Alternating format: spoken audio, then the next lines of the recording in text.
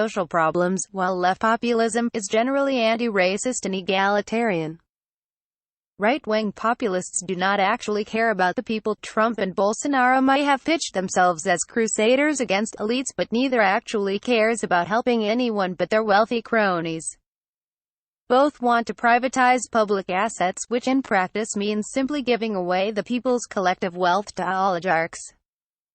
Both of them have been utterly indifferent to the socially unequal consequences of coronavirus, and both are accelerating their country's contributions to the climate crisis, which will cause the people incredible suffering. Neither has any interest in deepening democracy. Their ideal societies are characterized by massive wealth and equality. They are about as populist as the Nazis were, socialist, meaning that it is a convenient label that makes them sound like something they aren't.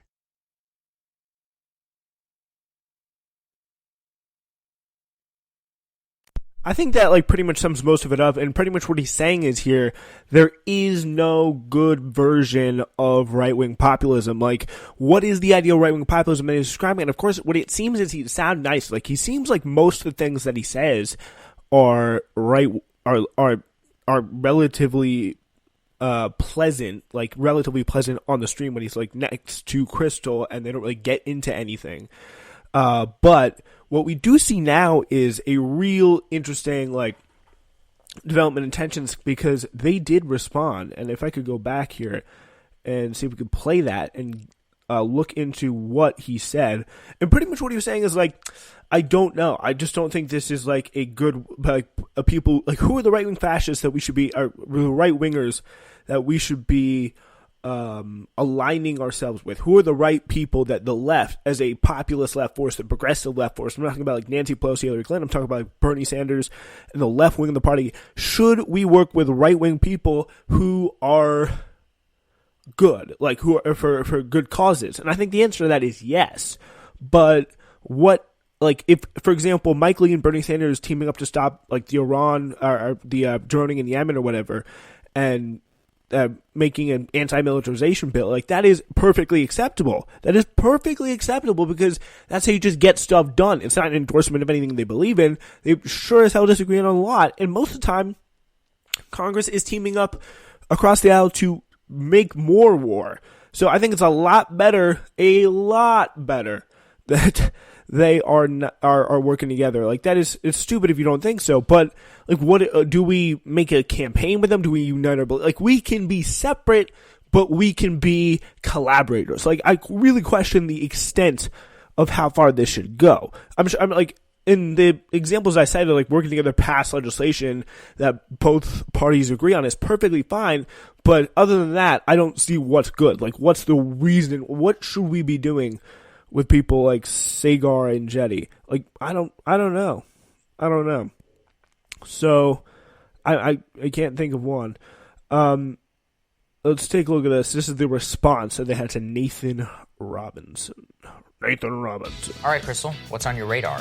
Well, friends, and Crystal Ball here is the leftist in this situation. Nathan Robinson of Current Affairs has come for us. A full 3 months after our book came out, he decided to write a review arguing that Sagar and his views are... Yeah, again, which is a little bit whack, because you gotta I think you gotta put that out. When you gotta mean what you say, are beyond the pale, and I am complicit in enabling him. Now, honestly, I always wonder how to respond to these things. Do you just ignore it? Do you send out a snippy tweet, which I did, and move on? But I'm sure Nathan's critique is frankly one that is shared by others, so I do think that it is worth addressing.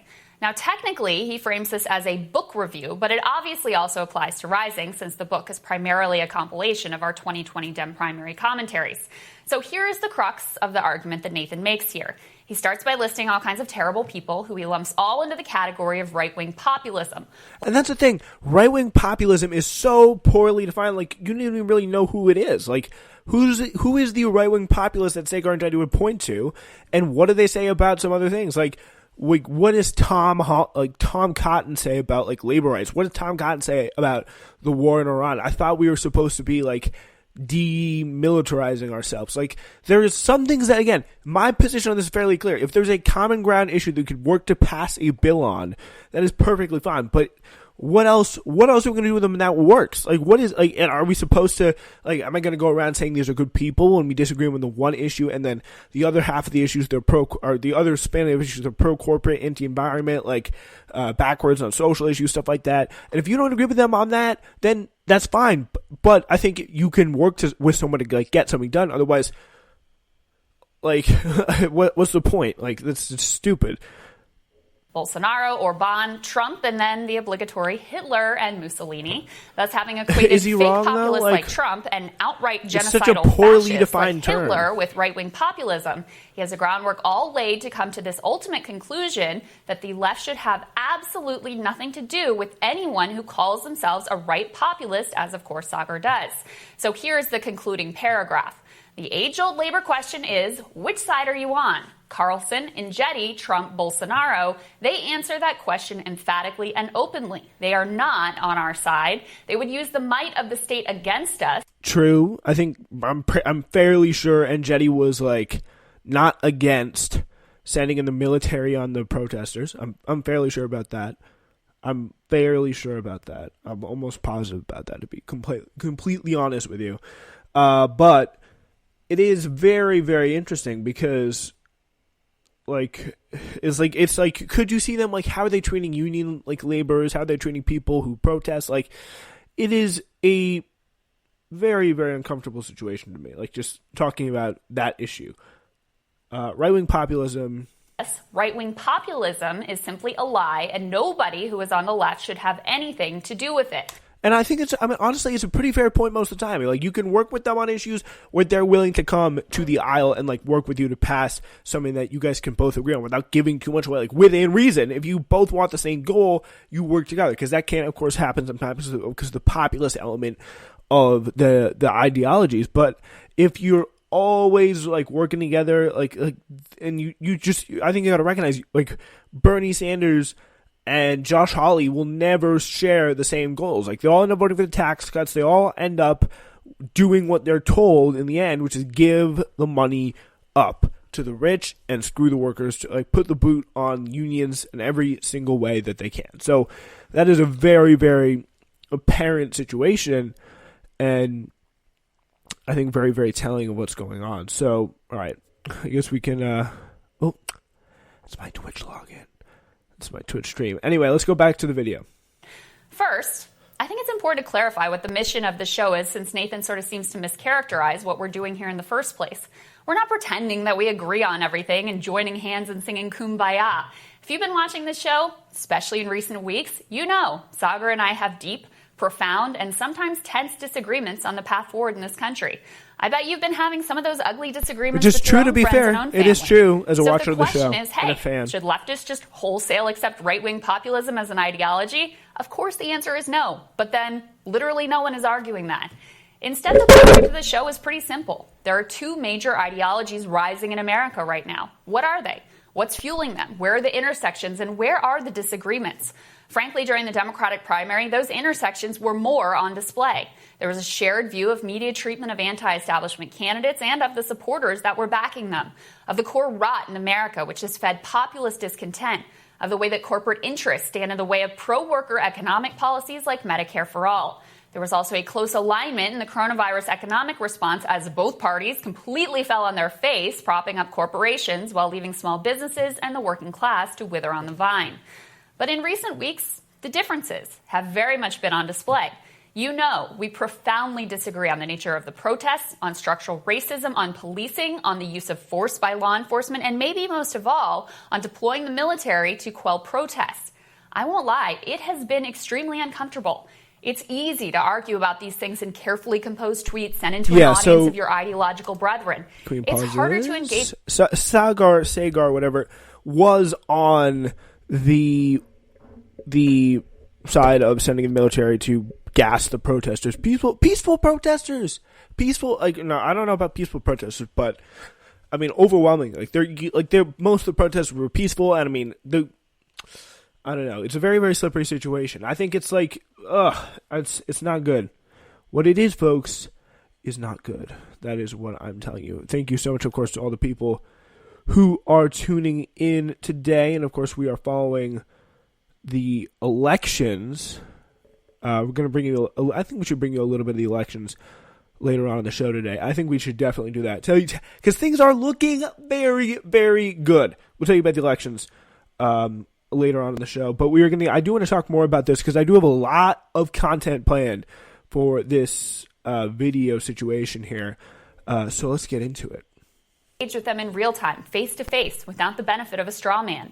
I've grappled these past weeks myself with the tenability of exactly what we're attempting to do. After all, there is a reason why no one else is doing it. It's not easy. But ultimately, once I calm down, I just fundamentally don't believe the left benefits from isolation, deplatforming, and a refusal to engage. In fact, on this show, I've seen quite the opposite. Let's take as an example probably the most fraught issue over the past few weeks, which has been Trump's threat to invoke the Insurrection Act. Now, I do believe such a deployment of the active duty military against protesters would be a terrifying move towards authoritarianism and, yes, towards fascism. I made that case explicitly on the show, and we debated it here fiercely. I wish that was a view that was outside of mainstream acceptability, beyond the pale, so to speak. But we have to acknowledge that it's not. When the president is advocating for military deployment and a sizable chunk of the population is in support of it, I believe engagement is more effective than burying your head in the sand.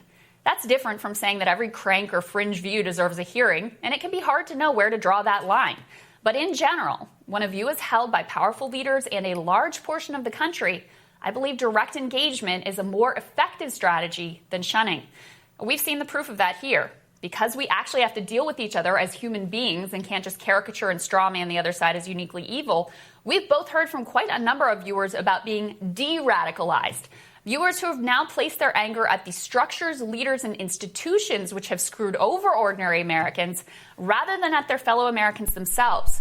Viewers who've been able to have something about it, like something about that kind of framing just doesn't like fit right. You know, like if you just can play that back a little bit, like I don't know where to draw that line. But in general, when a view is held by powerful leaders and a large portion of the country, I believe direct engagement is a more effective strategy than shunning. I mean, I don't really know what like Nathan Robinson really had to like saying in terms of had to do with. I think it's a very, very interesting situation. I do want to actually turn over now to the show System Update with another one of the left-wing kind of commentators who probably more inclined to agree with Crystal Ball and Sagar and Jetty. Updates, the Intercept. Let's check out the System Update, the Intercept. Should the populist left ever work with the populist right? So let's see what we can go with this. This is System Update, and this is going to be a really kind of an interesting debate on the subject, which I think is going to be very, very important to the success of left strategy in terms of dealing with the right as well. And you can see it really wants me to YouTube really wants me to watch What We're Doing Elections Wrong. We're Doing Elections Wrong by Hassan Minhaj on the Patriot Act. But we're watching Glenn Greenwald for today. System Update with Glenn Greenwald. Let's get into it. We're going to find out where. Welcome to a new edition of System is. Update. I'm Glenn Greenwald. This episode explores a long-standing debate that once again erupted over the last couple of weeks. It was very weird. He tried to get shamed for like having a slightly younger husband, for whom I have very high regard. It's like about it's what like the proper an age difference, relationship but ought to it's be not very between whack at all. left-wing populists on the one hand Whatever. and right-wing populists on the other. The debate was initiated when Nathan Robinson, the editor of the left-wing journal Current Affairs, wrote an article harshly critiquing the very popular YouTube program Rising, which is co-hosted by Crystal Ball, a left-wing populist and a former Democratic Party congressional candidate, and Sagar Enjeti, a right-wing populist who previously wrote for the Daily Caller. And Rising is a show that attempts to find common ground and foster dialogue between left-wing populists and right-wing populists, and often succeeds in doing so. And Robinson's argument was that right-wing populism, as it's come to be defined in the United States, is so toxic and so odious that, in the words of his initial article critiquing the show, the left ought to have nothing. Wow, he goes on for a long it. time here. So and this episode is designed to bring together both Nathan and Crystal separately for me to speak with them to understand better what the contours of this debate are, why, more so finding ways to open channels of communication so that the ability for us to be demonized is eroded and broken down. Obviously, one of the most significant changes in our lifetime is the radical change in how people think about LGBTs in the 1980s and 1990s. We were spoken of as predators, as pedophiles, as threats to all things decent. And now within a very short time, overwhelming majority support